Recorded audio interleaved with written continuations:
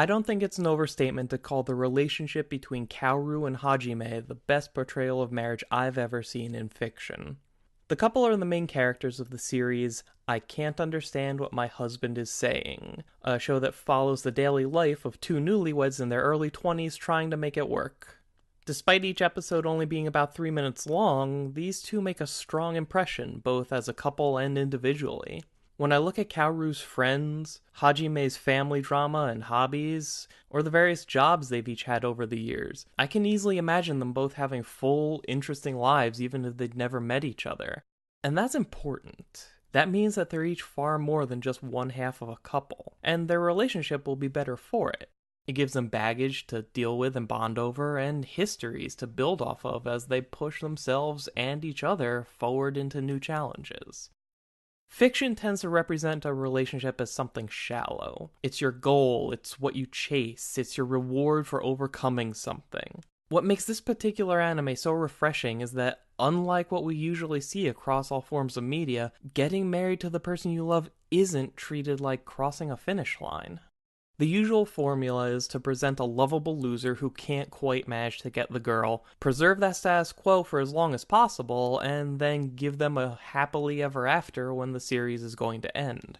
Friends got a solid decade out of the will they won't they of Ross and Rachel, only letting them finally be happy together as of the series finale. The point of their relationship was never them being together, but the idea of them being together. A goal you hope these characters you like can achieve because you can relate to what they're going through. Everyone's had anxiety about love and relationships at some point in their life, so presenting main characters at this stage makes it easy for the audience to relate and get invested, which is why the story ends once this stage of their lives is over. Unlike a sitcom that's going to have a definitive ending at some point, comic books can be a lot more open-ended. Spider-Man started in 1962 and shows no sign of stopping anytime soon. Here, they preserved Peter Parker's lovable loser persona until 1987, taking 25 years to finally marry the woman he loves. 20 years later, in 2007, Marvel erased the marriage with a literal deal with the devil, for the sake of returning the character to the old status quo that they felt people would find more relatable.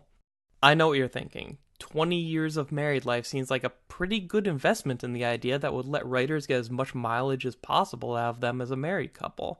Except that instead of doing that, they spent most of that time focusing on a different character they invented that had the same powers, who eventually took over as Spider-Man, became the new main character of the franchise, and, you guessed it, was a lovable loser who couldn't quite get the girl.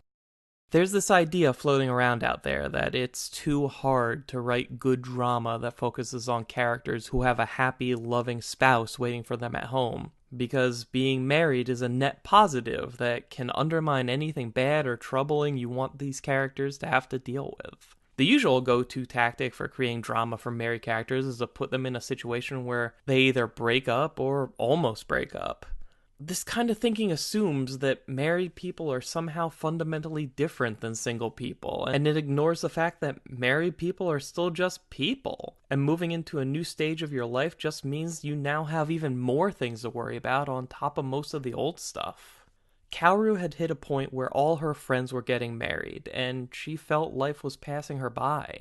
After getting married herself, she's unsure if she really married for love or out of fear that she'd end up alone. And regardless of the fact that these concerns never totally go away, she takes comfort in the fact that what she feels when he's around makes it all worth it. Despite being an independent adult, Hajime still very much lives life exactly as he did in high school. He knows he needs to shape up and start acting like an adult, but he's afraid to do that because Kaoru's always accepted him the way he is, and doesn't want to risk ruining their relationship by acting more his age. He's not sure if who he wants to be is the same as who he needs to be, and is afraid of disappointing her if he chooses wrong. Both of these characters still carry all the baggage from their pre-married lives, and picked up more along the way because they're married. Marriage doesn't magically negate any of life's hardships. It gives you someone to help deal with the even greater hardships that come from going through with a life-changing decision, as well as a bright spot to remind you why it's all worth doing in the first place.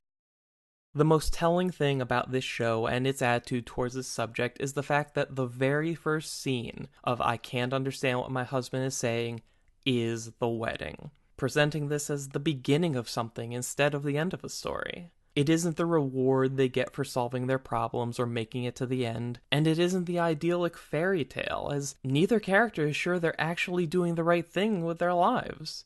There are no easy answers, and there is no finish line. You just do the best you can, and if you're lucky, you'll find someone who will stand by you so you can face life together.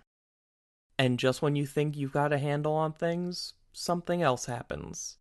Because no matter what, no matter who you are or what stage of life you're currently in, challenges and drama never stop coming.